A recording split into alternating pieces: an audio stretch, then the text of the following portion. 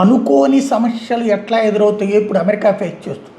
ఇరాన్లో power cuts create చేస్తా అంటే అక్కడ ఉన్నటువంటి విద్యుత్ కేంద్రాలను ధ్వంసం చేస్తే అది కాస్త చీకటమయమవుతుంది అని ఒక పక్కన అమెరికా ఇరాన్కి వార్నింగ్ ఇస్తే, ఇరాన్ నువ్వు అదే చేస్తే గల్ఫ్ దేశాలు నేను అట్లా దెబ్బతీస్తానని చెప్తే ఇప్పుడు ఏమైందో తెలియదు. ఏ యుద్ధము లేదు, ఏ డ్రోన్లు అమెరికా దాకా రాలేదు, ఏ మిస్సైళ్ళు అమెరికా దాకా రాలేదు.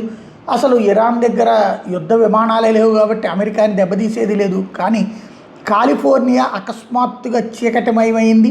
ఎలాంటి వార్నింగ్ లేదు, ఎలాంటి కారణము తెలియదు, సమాధానాలు చెప్పేవాళ్ళు లేదు. వందలు వేల మంది without power San Diego, orange country ప్రాంతాల్లో సఫర్ అవుతున్నారు.